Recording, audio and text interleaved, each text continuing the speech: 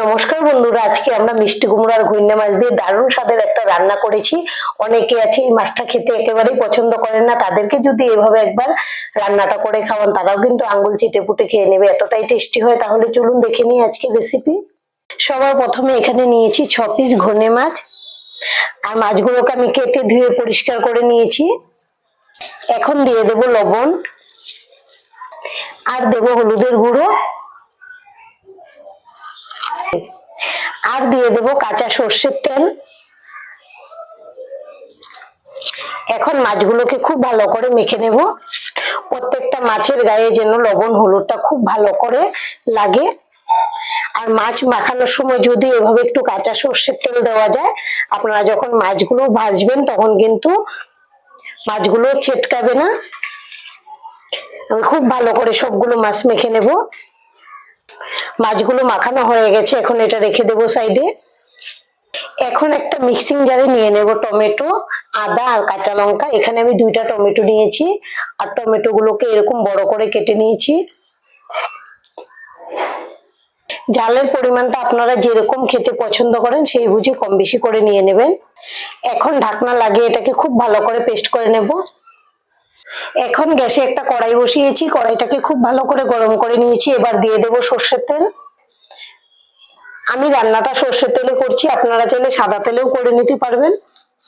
এখন কড়াইটা ধরে তেলটাকে নেড়ে দেব। তেলটাকে খুব ভালো করে গরম করে নিয়েছি, এবার দিয়ে দেব মাছের পিসগুলো।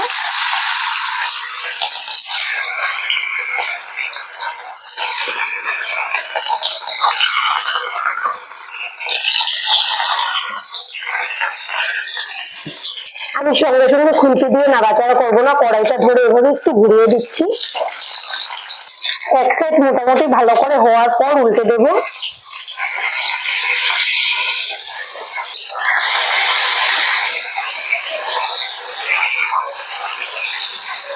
আর এইভাবে উল্টে পাল্টে লাল লাল করে ভেজে নেব। মাছগুলোকে উল্টে পাল্টে একদম লাল লাল করে ভেজে নিয়েছি। এখন মাছগুলোকে তুলে নেব।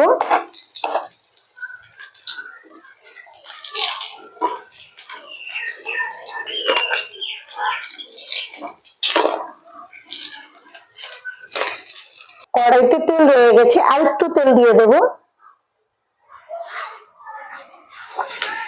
এবার দিয়ে দেব গোটা জিরে। জিরেগুলোকে নেড়ে চেড়ে ভেজে নেব। জিরেগুলোকে খুব ভালো করে ভেজে নিয়েছি। আমি ফোড়নের মধ্যে শুধু গোটা জিরেই দিয়েছি, আপনারা চাইলে শুকনো লঙ্কা, তেজপাতা এসবও দিতে পারেন। এবার দিয়ে দেব কুচানো পেঁয়াজ।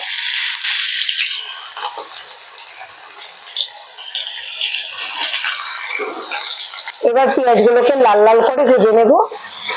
পেঁয়াজগুলোকে লাল করে ভেজে নিয়েছি। এবার দিয়ে দেব টমেটো বাটা। মিক্সিং জারটা ধুয়ে একটু দিয়ে দেব, একটু নেড়ে দিলাম। আর এখানে নিয়েছি কিছু গুঁড়ো মশলা, নিয়েছি হলুদ গুঁড়ো, ঝাল লঙ্কার গুঁড়ো, কাশ্মীরি লঙ্কার গুঁড়ো, ধনে গুঁড়ো, জিরে গুঁড়ো। ঝালটা আপনারা যেরকম খেতে পছন্দ করেন সেই বুঝে কম বেশি করে নিয়ে নেবেন। এবার মশলা খুব ভালো করে কষিয়ে নেব।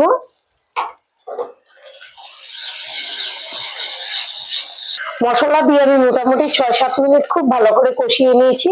মশলা থেকে তেলটাও খুব ভালো করে ছেড়ে দিয়েছে। এখানে নিয়েছি মিষ্টি কুমড়ো, মিষ্টি কুমড়ো গুলোকে এভাবে কেটে নিয়েছি। এবার দিয়ে দেব মশলার গ্রেভিতে। আপনারা চাইলে কুমড়ো গুলোকে আলাদা করে ভেজেও নিতে পারেন। এবার দিয়ে দেবো স্বাদ অনুযায়ী লবণ। কুমড়ো সেদ্ধ হতে তো খুব বেশি সময় লাগে না, সেই জন্য গ্রেভির সঙ্গে ভেজেই আমি সেদ্ধ করে নেব। আর আমাদের আজকের এই রেসিপিটা দেখে যদি আপনাদের ভালো লাগে, একটা লাইক অবশ্যই দিয়ে দেবেন। আপনাদের একটা লাইক আমাদেরকে অনেক উৎসাহ দেয় নতুন নতুন ভিডিও বানাতে। আর আমাদের চ্যানেলটিকে সাবস্ক্রাইব করে নেওয়ার জন্য অনুরোধ রইল। খুব ভালো করে নেড়ে চেড়ে মিশিয়ে নেব। গ্যাসের ফ্লেমটা লো টু মিডিয়ামে রেখে দেব। এবার ঢেকে দেবো, খুব তাড়াতাড়ি সেদ্ধ হয়ে যাবে। 10 মিনিট রান্না করে নিয়েছি, এখন ঢাকনাটা খুলে নেব। এর মাঝে 2বার ঢাকনা খুলে নেড়েও দিয়েছি।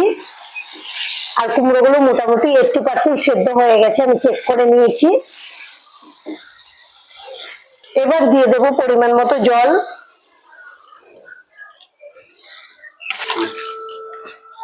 এখন আমি গ্যাসের ফ্লেমটা হাইতে করে দিলাম। আর ঝোলটাকে খুব ভালো করে বলক তুলে নেব। আবারও ঢেকে দেবো, যতটুকু সেদ্ধ হওয়ার বাকি আছে হয়ে যাবে। ঝোল দিয়ে আরো 10 মিনিট রান্না করে নিয়েছি, এখন ঢাকনাটা খুলে নিলাম। ঝোলটা কিন্তু আগে থেকে অনেকটা শুকিয়ে গেছে আর কুমড়োগুলো খুব ভালো করে সেদ্ধ হয়ে গেছে। এই যে দেখুন কত সুন্দর করে সেদ্ধ হয়ে গেছে। এবার দিয়ে দেবো মাছের পিসগুলো। আপনারা যদি একটু ঝোল ঝোল রাখতে চান তাহলে আরো আগে মাছগুলো দিয়ে দেবেন।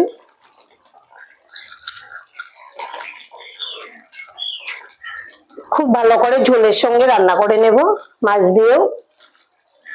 এবার দিয়ে দেবো 4-5টা চেরা কাঁচা লঙ্কা আর দিয়ে দেবো সামান্য চিনি। আপনারা যদি রান্নাতে একটু চিনি পছন্দ করেন তাহলে অবশ্যই দেবেন, এতে খুব ভালো টেস্ট হয়। এখন নেড়েচেড়ে খুব ভালো করে মিশিয়ে নেব। মাছগুলো দিয়ে আরো 5 মিনিট খুব ভালো করে রান্না করে নিয়েছি, এখন কিন্তু একদম রেডি রান্নাটা পরিবেশনের জন্য। এভাবে আপনারা বাড়িতে বানিয়ে খাবেন, আশা করছি আপনাদের ভীষণ ভালো লাগবে। আর আজকের ভিডিওটা এখানেই শেষ করব। সবাই ভালো থাকবেন, সুস্থ থাকবেন, ধন্যবাদ।